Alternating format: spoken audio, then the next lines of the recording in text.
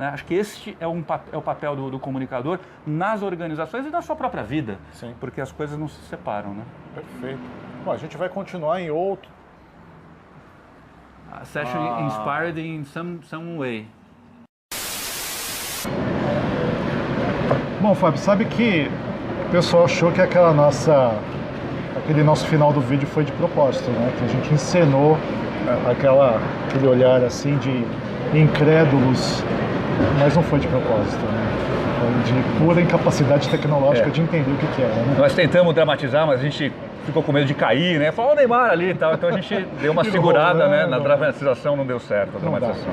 Mas aproveitando o gancho da palavra propósito, eu estou aqui com o Fábio Betti, não na Coral Consultoria hoje, a gente está aqui no Café Mocotó, no Mercado Municipal de Pinheiros, aqui na capital de São Paulo, e a gente vai por mais um coffee break, que não é um coffee break de novo, é um bate-papo, é o bate-papo, esse trocadilho inteligente. Infame e outros uns da vida. E coisas assim que acontecem quando duas pessoas que gostam de conversar sobre temas de comunicação, propósito, cultura, se encontram e resolvem fazer alguma coisa que ajude as pessoas a refletirem, a saírem do seu mundinho e pensarem um pouquinho fora da caixa também, né? É isso aí. Roda a vinheta e depois a gente fala mais sobre propósito.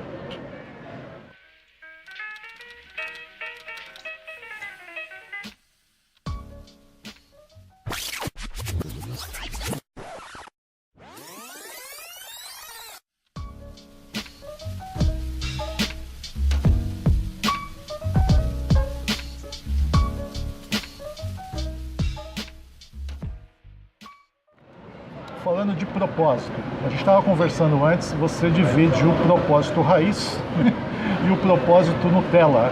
Que história é essa?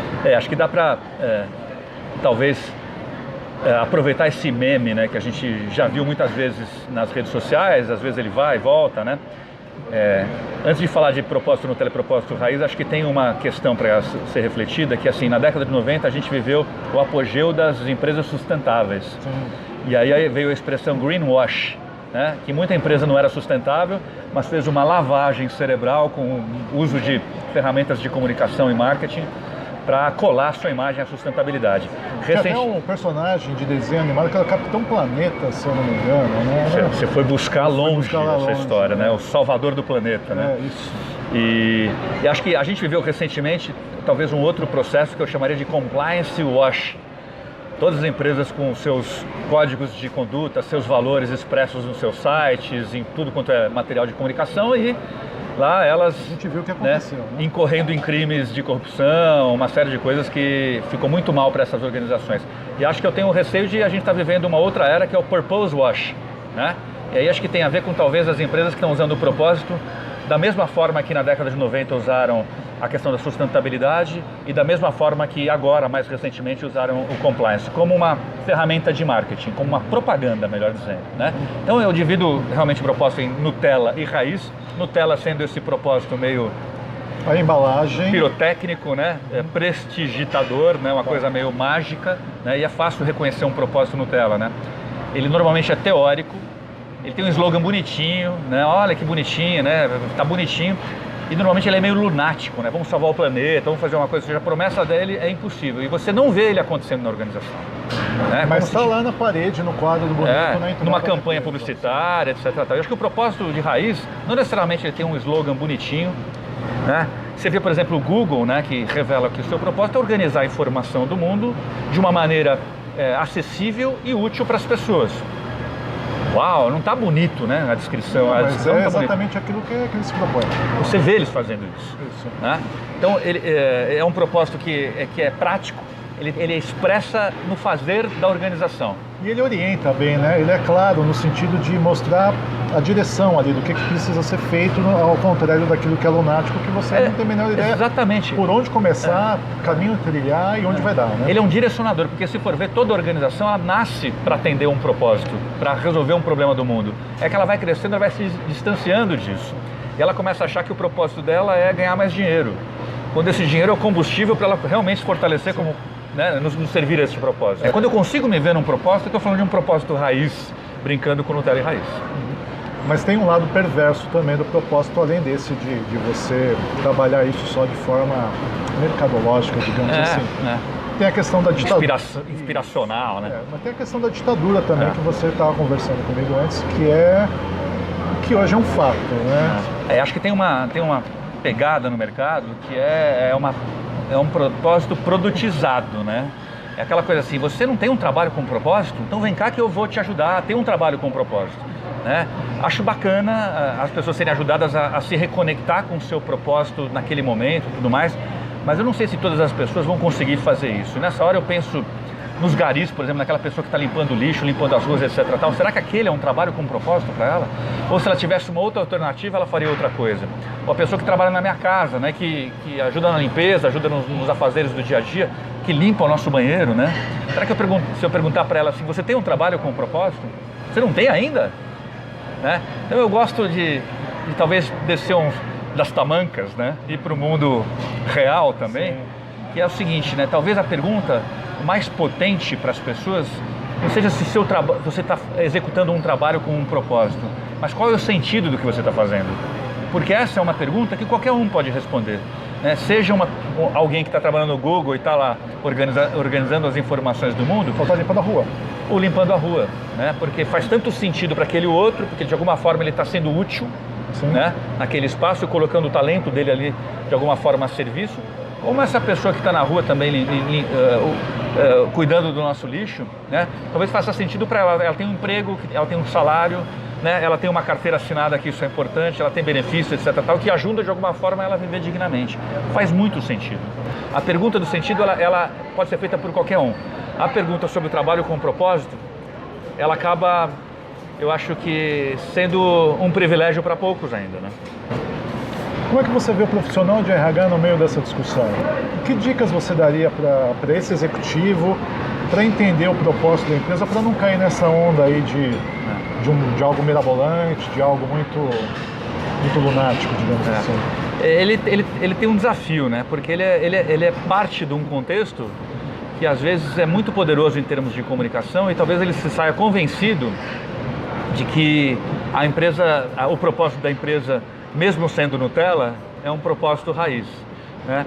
E por mais que ele também seja um assalariado, alguém que também tem que defender o seu emprego, o seu status e tudo mais, ao aceitar um propósito que não está se manifestando no dia a dia, ele também está contribuindo para uma situação que pode se reverter em desengajamento, em um turnover, né? Porque hoje as pessoas querem estar numa organização que não as iluda. Não é só o consumidor.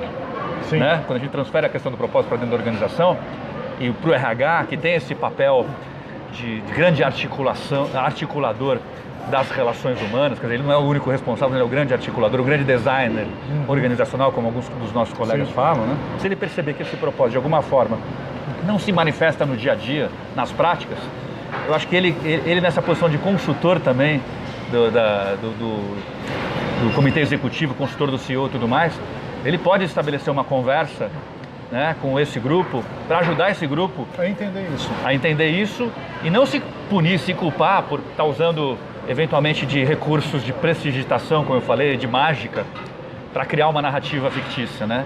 Pelo contrário, se a gente descobrir que a gente está aqui, como a gente dá uns passos para trás e reconecta com o nosso propósito original, porque é ele que tem força, né?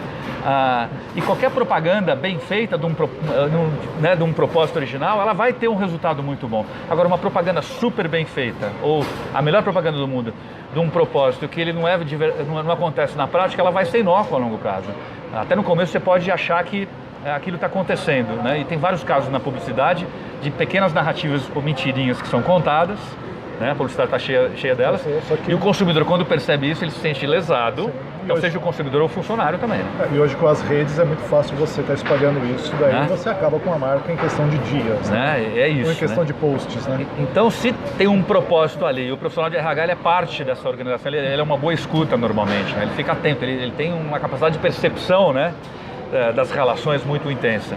Se ele perceber que aquele propósito que a empresa está expressando publicamente, ele não está se manifestando no dia a dia, eu acho que ele deve, para benefício próprio em termos de RH, né, do ponto de vista do seu papel como executivo, provocar uma reflexão na organização, né, com o comitê executivo, ou por que esse propósito não está se manifestando na prática, o que é preciso ser feito para que ele realmente aconteça, ou, né, mais comumente, né, voltar um pouco para as raízes, para que essa empresa realmente foi criada, para que ela existe. Porque assim, a solução, a resposta está em casa, né? É só a empresa fazer um belo trabalho de autoconhecimento organizacional. Né? Tá lá, você não vai inventar o propósito, você vai revelar ele, como o conceito, né, a metáfora da cebola, né, você vai colocando muitas cascas conforme a empresa vai crescendo, vai estruturando, etc. Tal, e às vezes você não consegue nem enxergar mais qual que é o propósito original. E como diria Michelangelo com o Davi, você tem que tirando a pedra do... tirar o excesso, mas está pronto ali, o propósito está pronto ali, né? E às vezes não é o mais vistoso, o mais bonito do mundo, né? Citando outra vez o Google, a gente está aqui para organizar a informação do mundo de uma maneira simples de acessar, né? Publicitariamente isso não é um grande slogan, mas isso diz muito sobre a empresa e a gente consegue, seja funcionário, seja cliente, enxergar isso na prática. É isso. Não sei se a gente conseguiu esgotar o tema todo de propósito. Eu acho ou que propositadamente a gente vai deixar mais um rabicho. Eu acho que deve ter algum outro café, e mesmo porque eu imagino que agora o torresminho, a exemplo do pão de queijo, né? O torresminho tem que ser comido né, meio rapidamente, sem né? contar o cheiro que a gente tem Estamos aqui e tal, e eu acho que agora a gente tem que comer esse torresminho. Eu vou até aqui provar aqui para ver se ainda tá bom. Eu vou naquela de Chico Buarque, pai, afasta de mim este cálice. É isso, gente. Até o próximo bate-papo. Bate-papo. É isso aí. Até mais.